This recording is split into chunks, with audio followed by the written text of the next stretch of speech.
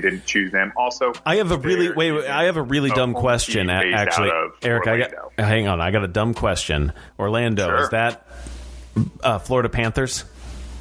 No, the Where Florida do they play? Panthers. They play, technically, they play in a city called Sunrise or Plantation, Florida. It is just outside of essentially Fort Lauderdale.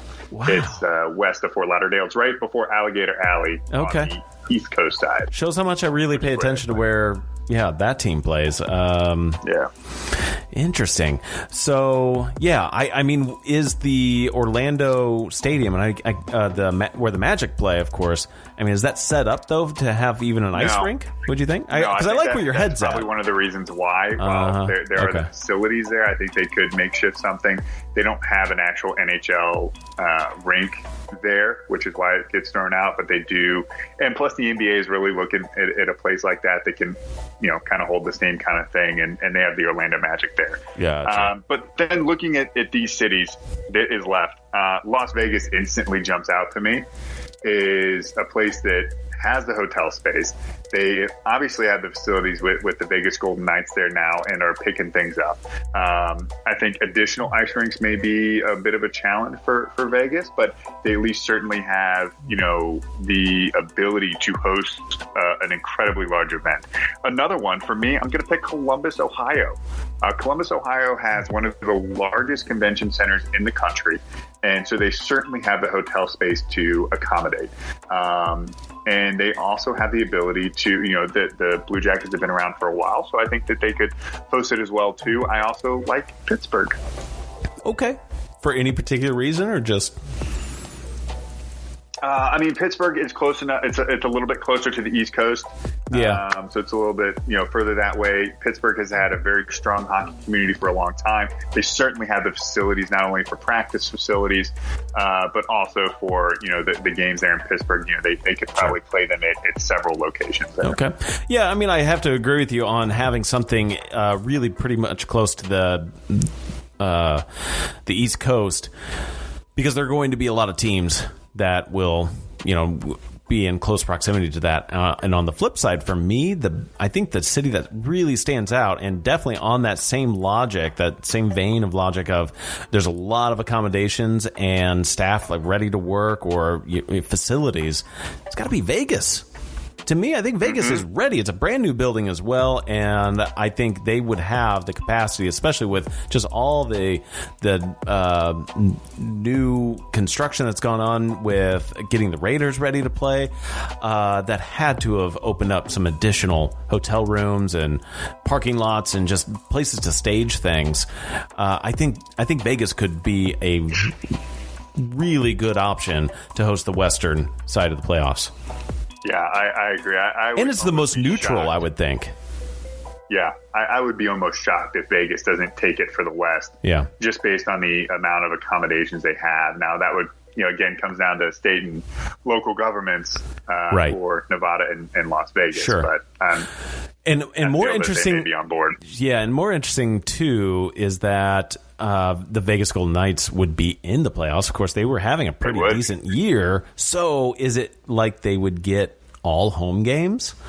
How do we think that would work out? Technically, if you look at all these cities, I think only a few, I don't know that any of them aren't in it. Yeah. Because Arizona was another one to me for the West. They're not even listed. Yeah. Phoenix isn't even listed, which right. is strange. In my mind, Phoenix, I would think. Yeah. Yeah, Arizona is one of the states that is pretty much back to normal and has even welcomed sports to come back. I wonder what happened. I'm actually a little surprised about that. Now that you mentioned that, it struck my memory that Phoenix wouldn't be on that list. Yeah. Because Phoenix certainly has the capacity to hold it and some venues, and I think they could do it too, especially since they want to do something like that. So maybe they can be a late flyer in there. Yeah. To get it. Well, the fact that they weren't mentioned, though, in the press conference doesn't bode well, I would think. No, it doesn't. So, anyway. For the East, I don't really have necessarily a who you got. I wouldn't be surprised if it goes anywhere, to be honest. But to me, I think, Vegas has got to be the pick. The furthest East city outside of Toronto, which which is in Canada, is Pittsburgh. Yeah. Okay. And the Canadian, Canadian cities have their own challenges of anybody coming into the country has to quarantine for 14 days. So that certainly throws an extra logistical wrench into what's happening. I guess it depends on how many players of the Eastern Conference or Western, for that matter, are like, where are they? If there was some reason, like a split of a lot of these players just lived in Canada as well, that's just where they've been hanging out for quarantine. But I don't know where many players have been. I'm sure they've been home. Yeah. Sure why else? Just hanging out in their normal team cities. So. Right. Well, let's continue on with our NHL discussion, talking about how there are 12 teams on each conference going in for our Lightning standings. Well, let's talk about those 12 teams. Who is going into the presumed 2019-2020 NHL playoffs? Eric, what do you want to do? How do you want to do this? You had some screenshots sent over to me. Yeah, I sent you some screenshots. So I will take the East. Okay. I'll dive into all 12 teams. I'll talk about the top 4 teams that are going to be playing in the round robin, and then I'll actually talk about the matchups that are taking place between seeds 5 through 12. Okay. All right. So let's go ahead and start in the East. I'm going to go top to bottom here. So we have the Boston Bruins, number 1. Tampa Bay Lightning, number 2. Washington Capitals, number 3. Philadelphia Flyers, number 4. Pittsburgh Penguins, 5. Carolina Hurricanes, 6. New York Islanders, 7. Toronto Maple Leafs, number 8. Columbus Blue Jackets, number 9. Florida Panthers, number 10. New York Rangers, number 11. And Montreal Canadiens, number 12. So then we dive into the first round robin for the seedings, and we have Boston, Tampa, Washington, and Philadelphia will all play a round robin tournament against each other to determine that seedings 1 through 4. And then in the best of 5 qualifying rounds, we have number 5, Pittsburgh, going against number 12, Montreal. Number 6, Carolina, playing number 11, New York Rangers. Number 7, New York Islanders, playing number 10, Florida. Number 8, Toronto, playing number 9, Columbus. Okay, so for the West, remember these top 4 teams are going automatic bids to the playoffs, but we'll have that round robin. St. Louis is on top with Colorado right behind them, then Vegas Golden Knights and Dallas at the 4th spot. Edmonton Oilers and Nashville Predators at number 6.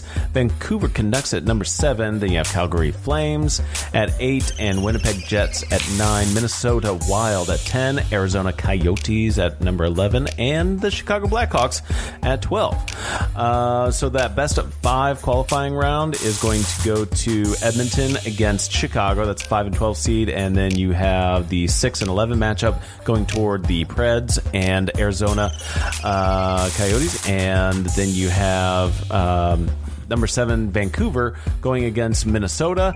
And number 8, Calgary Flames to Winnipeg Jets. That round robin again. So was it first and second seeds will play against each other? Because that would put St. Louis and Colorado and then Vegas and Dallas. Well, it's a round robin. They're going to all play each other. Oh, of course. Yeah, so the St. Louis will play Colorado, Vegas, and Dallas. Right. Same with Colorado playing, St. Louis, Vegas, Dallas, etc. And that will then determine seedings 1, 2, 3, and 4. And then once we get through the qualifying rounds, the best of 5 qualifying rounds, the winners. So the number 1 seed will then take the lowest seed remaining. Okay. So there's no start. For example, St. Louis. Just as they're seeded now, St. Louis ends up being the number 1 seed. Chicago, let's say they beat Edmonton. They're the number 12 seed. They would automatically play St. Louis. Right. Well, assuming that St. Louis stays in number 1. Yeah, I'm just assuming that just for simplicity's sake. Right. Okay. Yeah. So, but there's no real matchups in the round robin scheduled yet. They all play each other to figure out who is going to have the most points through those games. Yeah, sure. Well, we'll keep our eyes open for those host cities when those become official. Hopefully that's soon. We'll see, because it's still going to be a lot of hockey to play between now and September. So we have time. It can happen.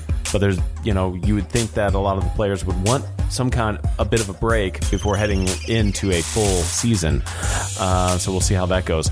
And also, the questions will be raised on how the next season will be played out, because there's a chance still audiences won't necessarily be able to participate, and they may restrict travel. So that'll be an interesting conversation to still be had in, really another couple of months here. We'll be talking about it. Yeah. But outside of that, Eric, do you have anything to watch? What's something good to watch, man, coming up? What should people put on? Hey, man, I already went over, if you haven't watched Schitt's Creek yet, Oh, yeah, okay, all finally right. hit. Such a great show. That's good. Just started Dave, which is also a fantastic show. And then, right. Those are the two that I'm watching right now. But then I'm trying to catch up on Ozarks, and we also are watching Peaky Blinders. You're really on the narratives right now. So, okay.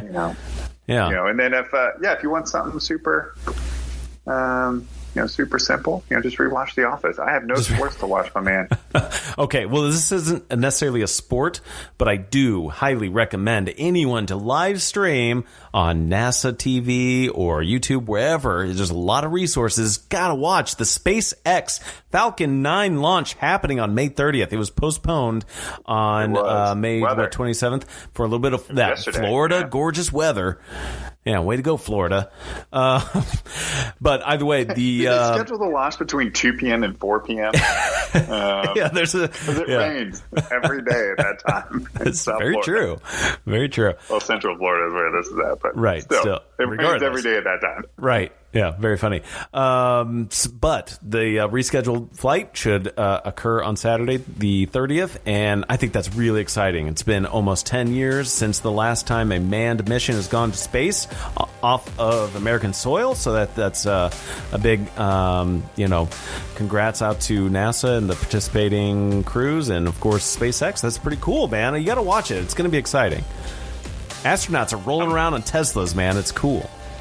Looking forward to it, baby. Let's do it. Yeah, especially those spacesuits. I want to see the next sport, like professional sport, happen in those spacesuits. I think that'd be awesome. Like zero gravity type stuff. Okay. All right. Thanks for tuning in to Average Sports with Average Guys. Don't forget to like, subscribe, share, tell your friends, and we'll see y'all next time.